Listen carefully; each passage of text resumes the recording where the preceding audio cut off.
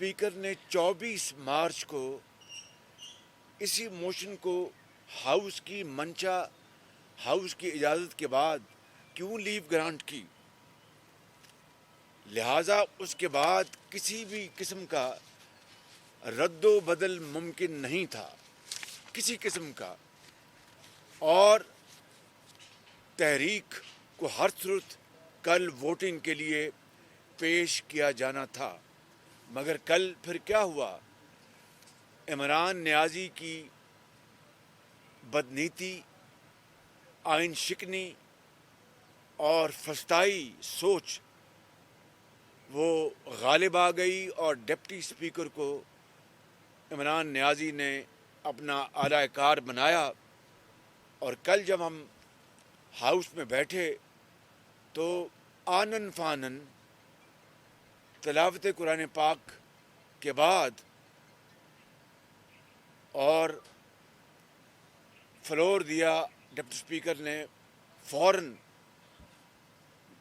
ایک منسٹر کو، فواد چودھری صاحب کو، اور انہوں نے ایک کاغذ پڑھا، نہ جانے کیا الا بلا وہاں پر انہوں نے کہی، اور پھر ڈپٹی اسپیکر نے ایک لکھا ہوا ایک آرڈر پڑھا، اور آپ نے دیکھا ہوگا کہ وہ اٹھنے کی تیاری کر رہے تھے، یعنی انہوں نے آرٹیکل 5 کا بہانہ بنا کر اس موشن کو ووٹنگ سے ہٹا دیا۔ یعنی میں سمجھتا ہوں کہ آئین کی صریحاً خلاف ورزی کل کی گئی، آئین شکنی کی گئی، آئین کو توڑا گیا عمران نیازی اور اس کے ٹولے نے۔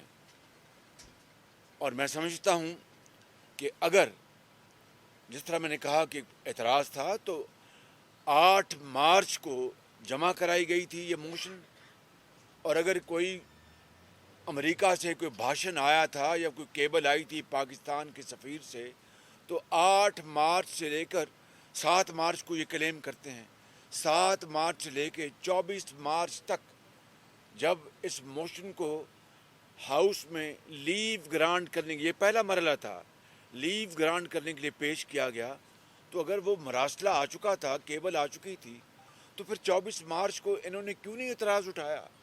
کیوں نہیں انہوں نے اپنا ٹریجری بینچز اور جو اپوزیشن بینچز سے کہا کہ جی اس کے اوپر یہ اعتراض حکومت کی طرف سے آیا ہے، حکومت نے کیوں نہیں اعتراض اٹھایا؟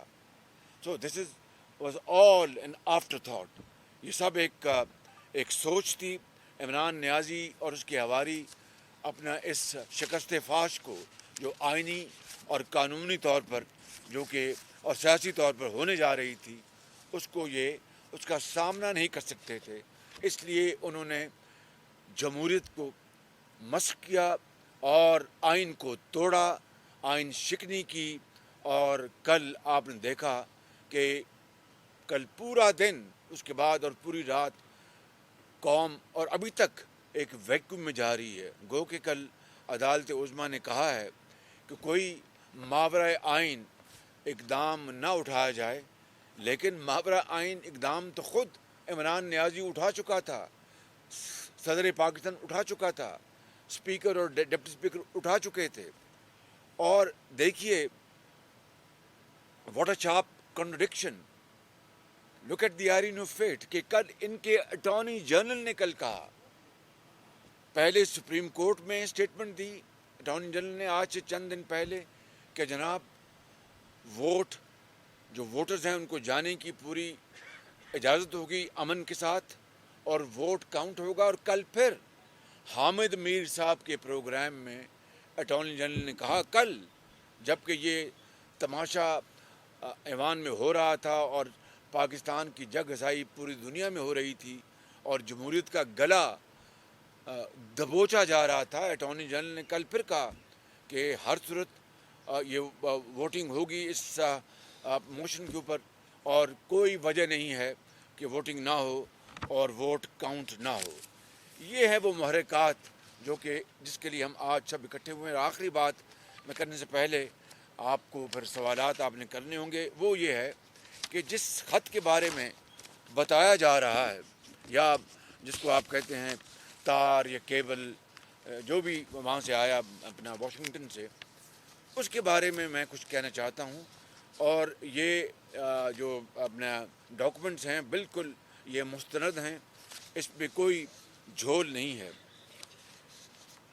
امبیسڈر جو ہمارے ہیں اسد خان، انہوں نے ایک ٹویٹ جاری کی اور وہ میں آپ کو پڑھ دیتا ہوں۔ He hosted farewell dinner on 16th March and thanked U.S.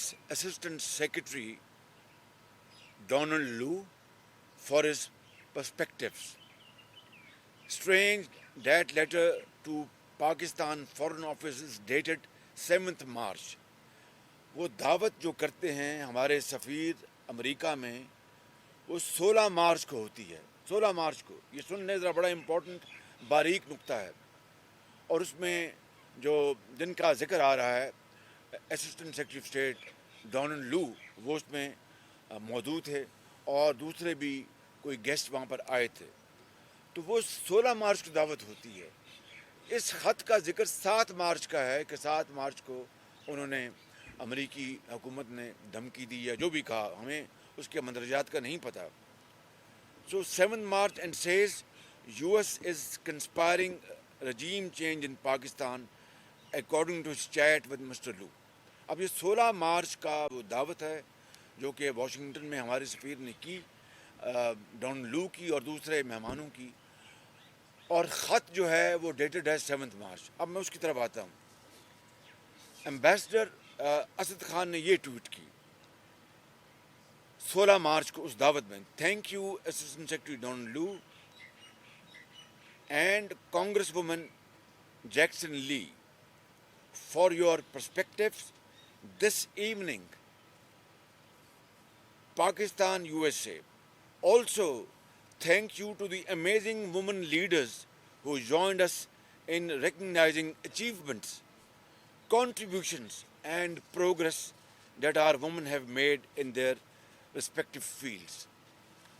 اب سوال یہ پیدا ہوتا ہے کہ اگر اس دعوت میں دیکھیں، now I want to conclude this point، یہ ڈبیٹ، اسی ڈبیٹ نے آگے جا کے پوری قوم کو ہانٹ کرنا ہے اور کنفیوز کرنا ہے کہ 16 مارچ کو دعوت ہوتی ہے اور ٹویٹ ہمارے ایمبیسڈر نے اپنا دی جو میں نے ابھی پڑھ کے سنا دی، اور اس میں تو وہ شکریہ ادا کر رہے ہیں ڈونلڈ لو کا کہ بڑی مہربانی اور بہت اچھے ہمارے تعلقات، اور اس میں ایک کانگریس وومن بھی شامل ہے دعوت میں، اور خط ہے 7 مارچ کا، اور 16 مارچ کی دعوت میں شکریہ ادا ہو رہا ہے اور بڑی اچھی محبت کی باتیں ہو رہی ہیں، دوستی کی باتیں ہو رہی ہیں۔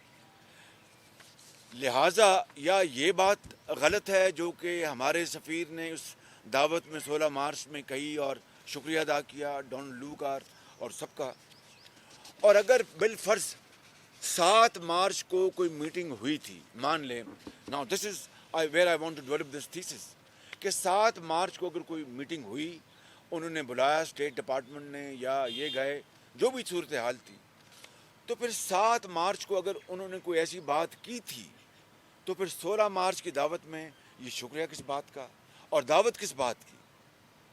دعوت دینا بنتا نہیں تھا کہ اگر دھمکی دی گئی تھی تو دعوت دی گئی اور اس میں شکریہ ادا کیا گیا۔ یہ بڑی متضاد باتیں ہیں، اس کو آپ بالکل آپ لائٹلی نہیں لے سکتے۔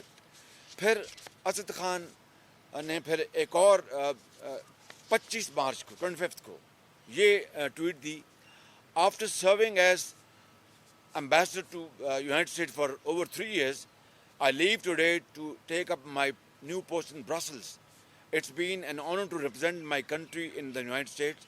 I thank all our friends in the United States, especially diaspora, for their support and contributions for a stronger Pak-US partnership. So point یہ ہے کہ اگر 7 مارچ کو واقعی امبیسڈر لو نے ڈون لو نے بلایا تھا ہمارے سفیر کو اور کوئی دھمکی آمیز بات کی تھی، تو پھر 16 مارچ کی یہ دعوت میں شکریہ ادا کرنا اور دوستی کا اظہار کرنا یہ سمجھ سے باہر ہے۔ ایک دوسری بات یہ ہے کہ 7 مارچ کو وہ اپنا میٹنگ ہوتی ہے، ہم اب مفروضے پہ بات کریں، we don't know, we have no information, مفروضے پہ بات کریں کہ میٹنگ ہوتی ہے، اس میں دھمکی دی جاتی ہے اور وہ پھر خط آتا ہے امبیسڈر کا یا اپنا وہ میسج آتا ہے یا کیبل آتی ہے جو اس کو تار کہتے ہیں سفارتی پارلنس میں. تو پھر 7 مارچ سے لے کے 24 مارچ تک 24 مارچ کو ہم نے یہ ووٹنگ یہ لیو گرانٹ ہوئی عدم اعتماد کو پارلیمان میں. اس وقت یہ آرٹیکل 5 کی کیوں نہیں بات کی گئی؟ اس وقت کیوں نہیں اپنا اسپیکر نے کہا، عمران خان نے کہا، یہ فواد چودھری نے کہا، پرویز جو خٹک ہیں انہوں نے کہا، شاہ محمود قریشی جو فارن منسٹر انہوں نے کہا کہ جناب یہ اب ہم اس کو ووٹنگ کی اجازت نہیں دے سکتے، اس کی لیو گرانٹ کی اجازت نہیں. یہ تو بڑا ایک خدا نخواستہ سازش ہے پاکستان کے خلاف، جس میں یہ لوگ کل جس طرح انہوں نے کہا کہ اس آرٹیکل 5 کے تحت جس طرح بات کی گئی، ہم سارے خدا نخواستہ ٹریٹر بن گئے. آج ہم اس جو پارلیمان کے جن 195 لوگوں نے ووٹ دیا ہے، 197 لوگوں نے جو ووٹ دیا ہے، وہ خدا نخواستہ جو کل ڈپٹی اسپیکر نے بھاشن دیا ہے اس کے مطابق تو ہم غدار ہو گئے. اور یہ سب پاکستان کے بہت بڑے یہ موسن ہو گئے پاکستان کے ساتھ اپنا والہانہ محبت کہ یہ قرار پائے یہ لوگ، اور ہم غدار بن گئے. کتنے ایک سنگین مذاق ہے اس قوم کے ساتھ، آئین کے ساتھ، قانون کے ساتھ، پارلیمان کے ساتھ. تو پوائنٹ یہ ہے کہ 7 مارچ کو کل جو ڈپٹی اسپیکر نے کہا کہ آرٹیکل 5 میں لگا رہا ہوں، اس کی طرف میں آتا ہوں تو میں پوچھتا ہوں کہ ان کی زبان کو تالے کیوں لگے ہوئے تھے 24 مارچ کو، یا 7 مارچ سے لے کے کل تک ان کی زبانوں کو تالے کیوں لگے ہوئے تھے؟ کیوں نہیں جا کے عدالت میں گئے؟ کیوں نہیں 24 مارچ کو اسپیکر نے کہا کہ میں اس کی اجازت نہیں دوں گا لیو آف گرانٹ کی؟ یہ تو سازش ہے پاکستان کے خلاف. یہ ہے وہ بنیاد جس کی بنا پر آج میں بلا خوف تردید کہہ سکتا ہوں کہ عمران نیازی نے ایک بڑے سازشی ذہن کے تحت یہ آئین توڑا. صدر نے آئین توڑا. کل صدر نے غیر آئینی طور پر ان کی سمری کو اپروو کیا اور پارلیمان کو انہوں نے ڈیزالو کرنے کا کوئی حق نہیں تھا. اور ڈپٹی اسپیکر نے آرٹیکل 5 کا حوالہ دے کر جو موشن کو خارج کیا وہ غیر آئینی تھی. اور آج اب عدالت میں اس کی ہو رہی ہے اس کی پروسیڈنگز، اس کے اوپر میں کچھ کہوں گا. آخری بات میں یہ کہنا چاہتا ہوں کہ جو آرٹیکل جو 62 ہے جس کے بارے میں وہ کہتے ہیں کہ آرٹیکل 2 جس کے بارے میں وہ کہتے ہیں کہ جناب اپنا ہاؤس کی جو کارروائی ہے اس کے اوپر کوئی پروسیڈنگ نہیں ہو سکتی، کوئی اس کا نوٹس نہیں لے سکتا. یہ بات اس حد تک درست ہے کہ آرٹیکل ہاؤس کی جو پروسیڈنگز ہیں وہ اس کو پوری پروٹیکشن ہے اور اس کو کوئی نوٹس نہیں لے سکتا، کوئی چیلنج نہیں کر سکتا. مگر اگر آئین اور قانون کی وہاں پر دھجیاں بکھیری جائیں، آئین کو توڑا جائے، میں مثال دیتا ہوں، اگر کل اسپیکر یہ کہہ دیتے کہ جو خواتین جو ہیں وہ ان کا ووٹ آدھا گنا جائے گا، میں مثال دیتا ہوں، یا وہ سکارف پہن کے آئیں یا برقع پہن کے آئیں، یا برقعے والوں کا ووٹ گنا جائے گا اور جو برقعے والوں کا ووٹ اپنا جو نہیں ہے ان کا ووٹ نہیں گنا جائے گا، میں ایک مثال دے رہا ہوں، یا خواتین کا ووٹ آدھا گنا جائے گا، تو کیا اسپیکر کو اس کی پروٹیکشن ہے؟ از دیٹ اے پروٹیکشن اور that a grave violation of the constitution of Pakistan?